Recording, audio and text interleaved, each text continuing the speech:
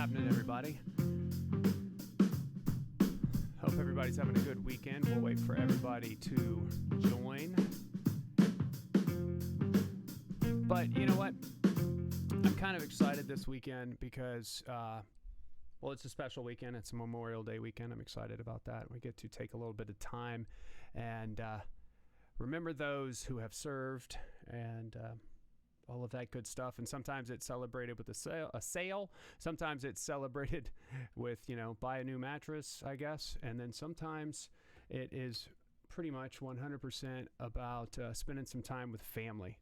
Welcome to Shift Drink, guys. This is a show where we talk about all of the industry's issues and challenges and triumphs as much as possible. The reason why I call it a Shift Drink is because I think it was one of the greatest things that I loved about the business is no matter how hard the day was or the shift was, at the end of the night, everybody would get around and have a drink and, commiserate on either how bad it was, but it was a way for us to either talk about what other restaurants were doing and just to kind of let off some pressure. And, it doesn't always have to be about the drink. It was more about the camaraderie. And I think that's super important.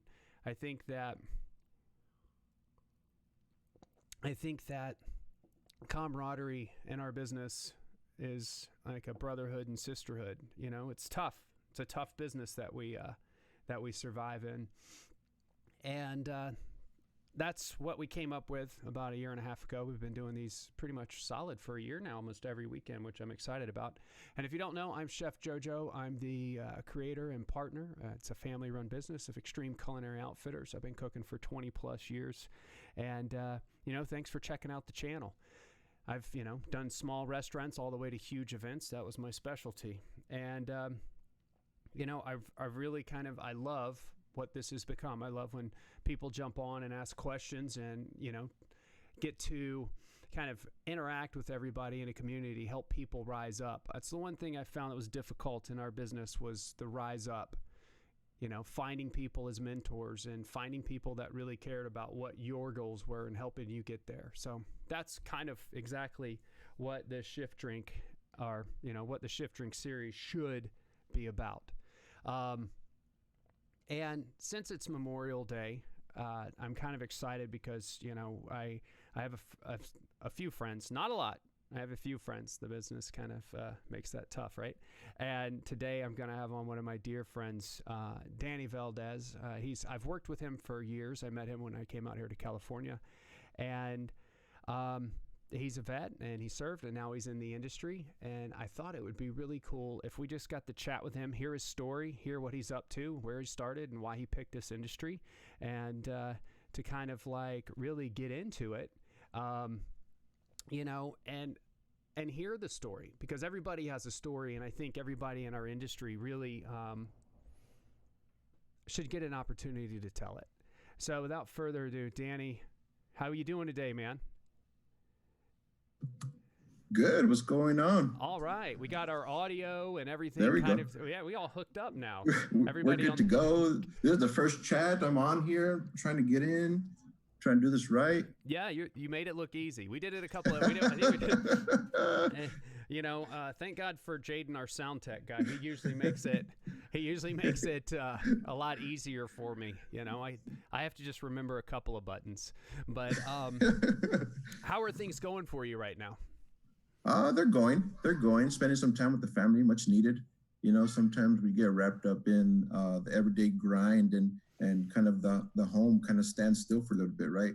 My wife, she works full time, but if it wasn't for her carrying a big load, being at home and doing homework and all that good stuff, it'll make things rough for sure. Yeah, look, behind every great chef, typically there is a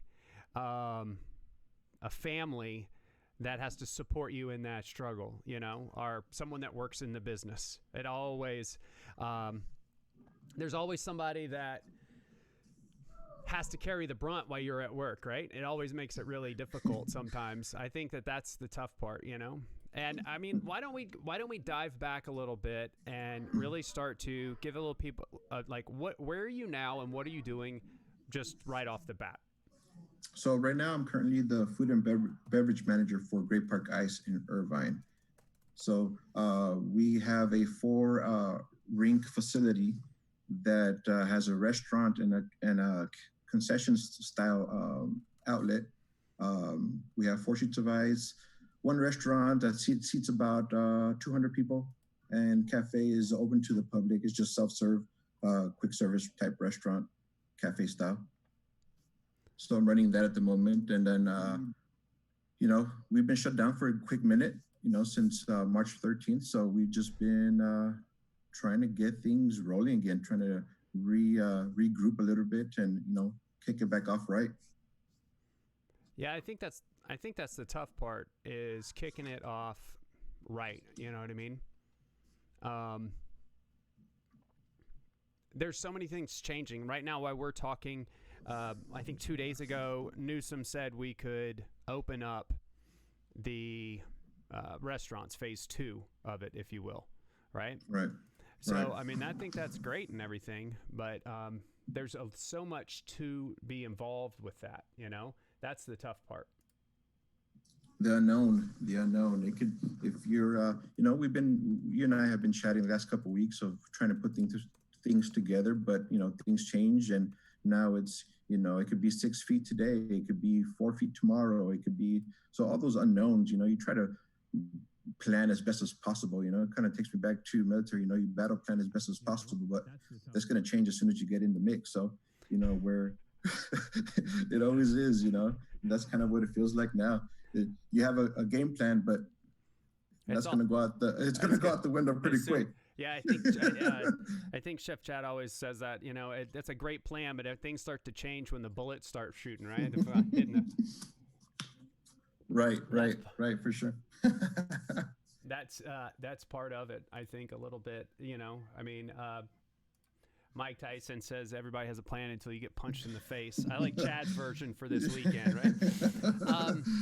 So, your military experience, let's dive into that a little bit. Where are you originally from? La Puente, California. So I grew up, that's near West Covina, kind of the outskirts of Southern California, of downtown LA. That's where I kind of grew up in. Joined the Marine Corps in 1999. From there, I served 4 years in the Marine Corps, traveled all over the world, stationed in Japan, Okinawa, Japan, stayed there 3 years, did 3 humanitarian deployments out of there that took me to, Indonesia, Malaysia, Thailand, Philippines, Hong Kong, Brunei, probably about 3 times each. Okay. From there, kind of went back, stationed in Okinawa, stayed there for an extra year. That's when kind of Iraq kicked off. So it was a stop loss, stop move. Nobody went anywhere. I was there an extra year until kind of things cleared up a little bit, or opened the way until for me to get out of the Marine Corps. Mm-hmm. Got out of the Marine Corps. Got home, and, everybody promises you a job. They're like, hey, I got something for you. And sometimes those things don't pan out, right? So that's what led me into the National Guard. They were like, hey, we got a job for you. So that's kind of always, they get you at the right time or the wrong time, however you want to see it, right? But recruiter came up, you're like, hey, I can promise you, we'll transfer your contract right over. I was like, gee, fantastic, with a $2,000 bonus, Yes, with the bonus, please, with the bonus. I was like, 2,000, that sounds good to me. Sign me right on up, So that took me into the National Guard, which 3 months later, I was redeployed. I was like, wait a minute, what? I haven't even gone to school yet for you guys, but you guys are like, oh, your transportation, we need your job now. Nice. So back out. Yep, back out. That was an 18-month deployment. They told me I was going to be doing 2 weeks of service for my 2 weeks a year, like the reservists do, but that was a little bit longer than 2 weeks for sure. Wait, I'm sorry. Is 18 months longer than 4 weeks? I'm just checking. We were trying to do the math. I was like, is the Army math a little bit different than my math? I was like, man. That is hilarious. That's so funny. Yeah, that's that military math. You're going to be out here That's 2 weeks. I was like, 18 wow. months later, you locked and loaded. And I'm locked and loaded. I'm sure you had nothing but the best of equment rolling in Oh, the National man. Guard. Yeah. Oh, yeah. Top notch. Top notch. We had what they called this farmer armor, right? Because it was basically a sheet of metal strapped to the side of your truck. And they were like, all right, you guys ready to go? Yeah, sure. Yeah, let's go. Let's do this. Let's go. And here's a saw for you so you can feel happy, which is a big automatic weapon. So 200 round drums, and here you go. That's hopefully all you get. Could drive. Hopefully you could drive with that. Yeah, you have to work on your skill set right there. Is turn around and do some driving with the saw. Yeah. Yeah. So for sure. So you 18 months. Thank you for that. That must have been Appreciate it. A lot of sometimes fun moments, scary moments, boring moments, all wrapped into one, right? All the above. It just depends on the day. We drove in from Kuwait into Iraq, so that was, man, in those 5-ton trucks, you're talking about a 5-hour drive. It turns into an 8-hour, 12-hour drive, and it's just like, we're not stopping for nothing. Oh man. And those bathroom breaks get really creative for sure. Dude, yeah. So you get the bathroom breaks. Yeah, I guess so. Now, so you've served. You get out. You've done your time in the National Guard, and you're back home. Mm-hmm. What was your plan when you Because how did you end up in the restaurant hospitality business? What was that? How did you make that decision? So there was 2 routes that I wanted to do once I got out. I always enjoyed cooking, and I got that kind of from my mom's side of the family, right? She's always cooking and always doing some delicious meals. So I always had 2 game plans, even since I was a kid. So cooking, owning my own business, restaurant style, or joining the fire department. But injuries led to not being in the fire department, so it was plan B. So went to Mount San Antonio College in Pomona, Walnut area. Now you went not just to any college, you went to Cal Poly, Cal Poly Pomona right after transferred from Mount Sac. Yeah. So went to the Collins hospitality program, did my bachelor's degree through there. And, the requirements kind of led to doing some hours. And that's what led me to applying to Honda Center a long time ago, 2012. Yeah, so full divulgent, I should let everybody know, Danny first started out working for us when we opened the Honda Center, when we came out to take over the Food and Beverage. And if it wasn't for Chef Matt Sprague noticing his drive, by the way, Matt, I know you can't see it, Danny, but Matt gave us a shout out on Facebook because we're live on Facebook and YouTube at the same time. But,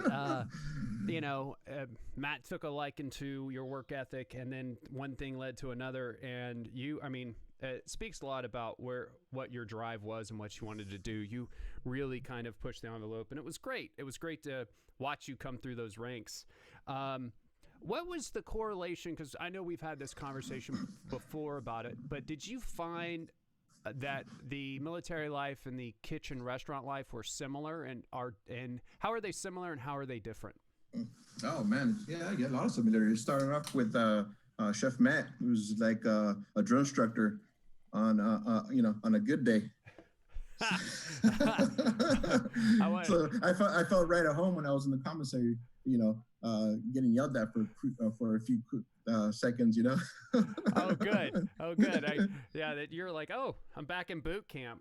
I don't know where Matt learned that. He's always had. That's what I've heard. So some good stuff there. Yeah.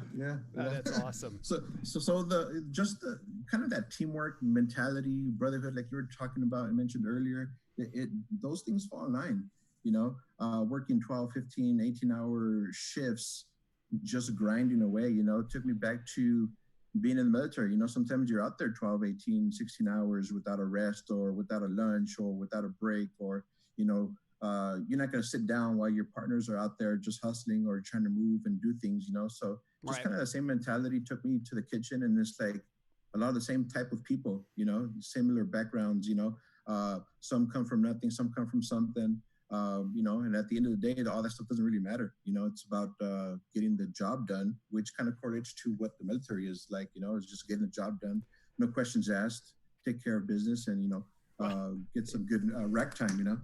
Well, you definitely came in at an interesting time, because when we had to, the beginning of what we had to do at the takeover, but the startup of what we did inside the Honda Center, I think that was really, really hard. It was extremely difficult, a lot of hours. We had back-to-back events. We were trying to change and assimilate people. We had a bunch of new people. We had old people, and we were trying to do it in a positive way. And man, it was hard. So those 15, 18-hour shifts, there was a couple of times where we went right into the next event, I think the team was really, really strong that was there. There was a core unit of people that really made it happen. I mean, Matt and George and Rodney and Roman, you, Jessica, there was just, there was a bunch of us there was a lot of people, the whole team, Elu, the whole team really worked their butts off to kind of make it happen. And you got a good opportunity to see all that take place and go sit back, because the funny thing about what you didn't sign on as a cook. You didn't sign on as like a cashier or anything. You're like, I want to be a dishwasher. What made you make that decision? Did you just want to start at the bottom? Well, like you just see what was going on? It was a few things. It was actually the dishwasher position made the most money at the time. Oh yeah. So that's what attracted me to that position. I was looking for hours in the business, right? So for me to fully understand what I'm getting myself into, I really like starting from the bottom. But it's a torture, it is torture for a long time and a lot of different things, right? But that's similar to how the Marine Corps does it. Today you're like, okay, you're going to learn this, and then tomorrow you're going to teach it. You're good to go? Perfect. You're the expert. Fantastic. Teach it tomorrow. You're the expert. Yeah, I would have to say that opening was very much like battle, because we had a bunch of employees and then we didn't, and there was only a certain amount of people that would do it. It was rough. It was definitely rough, and to watch you kind of like grow through that. And then next thing you know, Matt's like, oh, this guy's good. Let's let him do more in concessions, and next thing you know, you're overseeing floors, and then you're overseeing the production of food, and you really then you have grown a lot, and now running one of the largest ice rink facilities from a food and beverage standpoint in the West Coast. There's 4 sheets of ice, a restaurant, a very beautiful concession stand, and there's people. The hours on that place are ridiculous. Like, it opens, people are in that building, well, when it was rolling at like 5 a.m. to 11 midnight. Right. Yeah, we have figure skaters, that type of environment early in the morning, 5 o'clock. Then you have your midday public skate. Then you have afternoons, evenings. Then you'll have your teams playing from juniors all the way to senior, antiques, as they call them. Yeah. So there's a lot of movement from start to finish, with different types of people, different walks of life, doing different things at all times of the day. So exciting. You had the Ducks players that practice there, so that's always in the mix as well. So yeah, for sure. There's always something different happening. I think that's why I like that facility so much. That's why I've fallen in love with S&E for the same reason. Real quick, for everybody that doesn't know, we're running a sale this weekend where we are going to have all of our hats on sale, the knife stripes on sale, also drug of choice. So you guys can check that out if you want. You can jump on our website at extremeculinaryoutfitters.com and shop away. Also, if you would like, you can hit subscribe or like on YouTube. On Facebook, we're just live. You can just throw out a shout out or a question, and Danny and I will try to answer it. One of the things that I thought we should talk about is, Danny, the fact that as you're building and running the building and stuff, is it what you thought it would be? There's 2 questions. Is it what you thought it would be? And then now with, the new normal of COVID, what kind of steps are you taking to protect your team and kind of navigate through that? So was it what I thought it was? Yes and no. I knew it was going to be tough sledding, putting everything together from menus to equipment to all the details, right? I knew that was a lot of work for sure, but what actually getting into it and not knowing what you don't know, right? There's a few things like, well, I didn't know that was a part of it, down the road. I saw different levels of it as we kind of, reaching out to you, what I've done at Honda Center, kind of what I've done in, through school and all that stuff. You try to piece all these things together. So, those game plans don't actually come out the way you expect them to. And sometimes you have to tweak it, right? There's no special events happening daily like we were doing at Honda Center. So you're talking about, 17,000 people at one shot. You're talking about, it could be 3,000 people or 5,000 people throughout the day. So, kind of switching shifts from that event type of environment to an all-day business, which, could be different, Monday morning to Saturday morning to Friday night to all these different days. So that's what was the biggest challenge, is kind of adapting to this new schedule that's kind of all over the place, right? So I think that was the biggest thing that was that I saw. That was the biggest difference, kind of what I was expecting. But it's worked out. I've hired some great people around me, and they're I hired to their strengths. Some of those things that I might not be great at, hiring people that can actually do that or have done that in other positions, that helps me learn from them and then helps me grow. That is so huge what you said, because I remember, not getting jobs because, the guy was like, nah, I remember listening to chefs not hiring people because they were too good and they would take their job. And hiring people to do things that you are not strong at that's a huge win if you have the foresight and the humility to do it. Like, you don't let your ego get in the way. So I think that is a huge tip, is, know what you're not good at and know what you know. And do something about it, because there's people that, you got to have somebody covering your six. If you don't, you're going to find yourself, shot up. Yeah, for sure. And the kind of those are some of the similarities between, military and this industry. It's just like, today you may be in charge and tomorrow you may not, and it might be the same group. It's just what it is. It's like, you just do what your job is for that day, and tomorrow might be different. And if you stick to that kind of game plan, you don't cross each other's feet. That's the only way to let your peers and yourself grow, in my opinion. If you don't do that, and if you're not comfortable with other people leading you, then, you're going to have a hard time. Yeah, I think that's what I felt. Yeah, true leaders have to do it, like, be able to be led a little bit as well. You can't always be the one running down the street, or pulling people to their destination. You got to be able to learn from people, and that's really hard. I struggle with that sometimes. You gotta sometimes, but you're not all the time. Just sometimes. I battle that myself. For the most part, nobody really likes to be told what to do all the time. No. Right. There's some out there that enjoy. They're like, just pay me my 8 hours, and I just come in here and do these fries, and I'm good to go. We need those people as well. Yeah, that's true. And we have Kevin jumped on, a top fan of us on Facebook and Instagram and stuff. And we posted, when you make an order right now, we're putting a disposable mask in with every order, just because we know that it's part of our, whatever this is.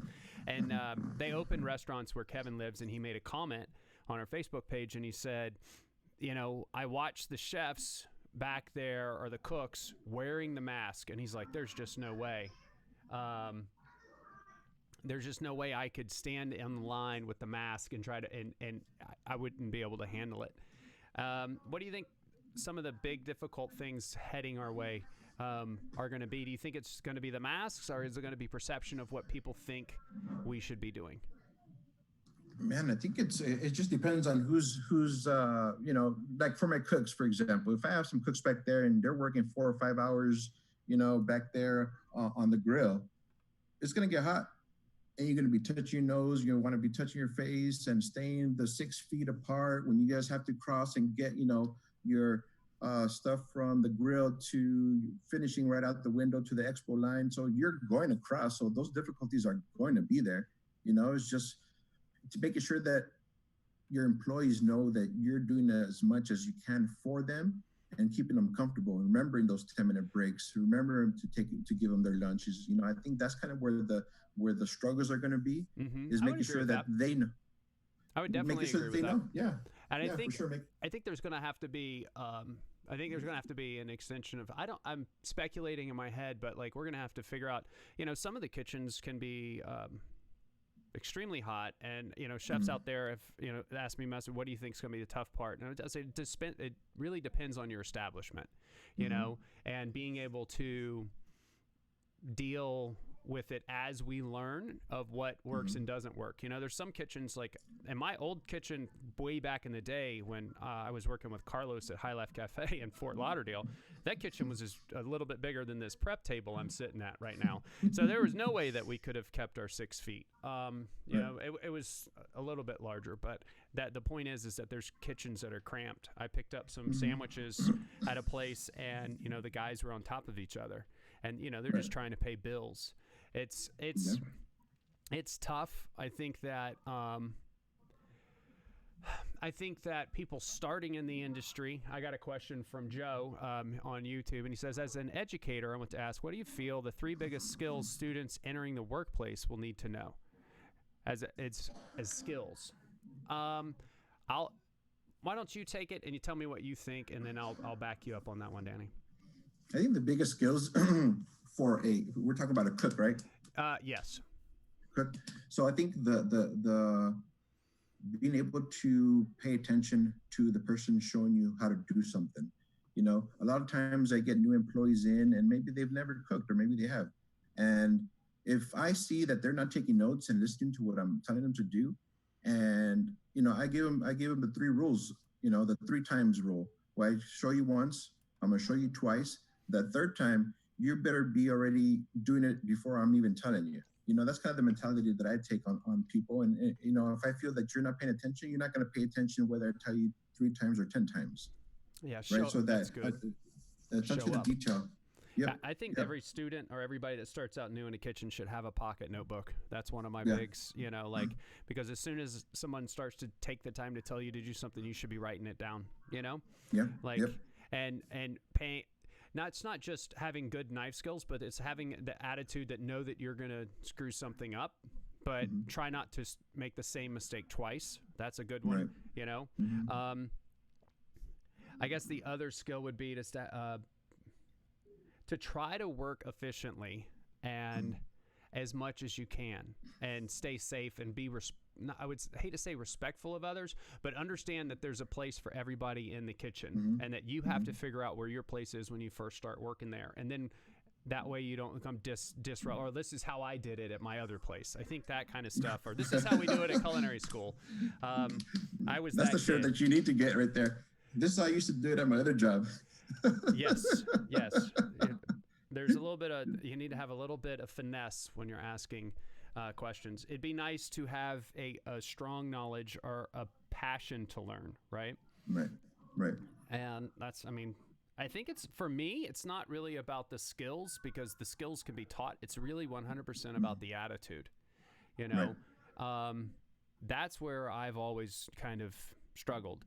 I think people that have a strong attitude that want to get better can do a lot inside this business. If you've got good knife skills and you work efficiently and then work clean, if you can do those things, knife skills, have some culinary knowledge and a good attitude, work clean, I think you're going to be able to do it, Right.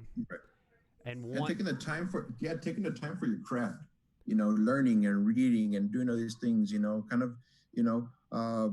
met a lot of people, Paul being one of them, who was going to culinary school and still sticking around and doing extra stuff just to get better at what he wants to do or where he wants to be, actually having a target to get there, and having following all those game plans and listening to his videos and looking at the material and practicing different things. You're only going to be better by doing in this industry as a chef. That is 100%. And Paul was a good example. Paul, for those of you guys know, is a guy that worked at the Honda Center with Danny and I, and he was always challenging himself, always working hard. He actually has done a couple of the Leave It on the Line episodes. I think 2, maybe 1, and we had to do it twice because we screwed it up. It was one thing about Paul is that he always was pushing himself, always trying to learn something, and that, I think, as you grow in the industry, it's something that we don't talk about a lot. It's really hard to keep teaching yourself because you're so busy with everything else that you have to be responsible for. So it's difficult. That's been my biggest struggle. It's like, I want to go learn that technique, but there's a meeting or there's something. The further you grow in your career, the further you get away from what brought you into it, is that love of cooking, which is basically an industry standard. Well, I mean, Danny, I know that you're out on vacay, spending some time with the family. I hear, I can hear the kids playing in the background, running around. You've got 2, right? 2 kids. What are the ages? 4. My son is 4. My daughter's 6. So right in time for some new math learning, which is not the same as how I learned it, for sure. Yeah, no, definitely not. Look, man, I'm so happy you could jump on and kind of tell us your story and, field some questions for our viewers out there. It's a good time. A lot of them are excited to see you because we know some of them that jumped on. I appreciate you, man. I appreciate you for everything that you've done for me and my family, and kind of showing me tricks of the trade. And I look to you as a mentor for sure. Gaining as much knowledge as I can from you and some of the other folks that have been in business for a long time, and just not, I'm going to continue learning, and, there's a lifetime of learning in this industry. For sure. Yeah. Oh, well, thank you for that. I promise you guys, I didn't pay him to say that. That was very sweet. But one of the things is that what I've learned is from major mistakes. It's a great tie-in to what I kind of want to wrap the show up about. There's a group that I started on our Facebook page. It is 100% about us trying to become better. It's one of those things that I've always wanted to do, and it's kind of why I started ECO.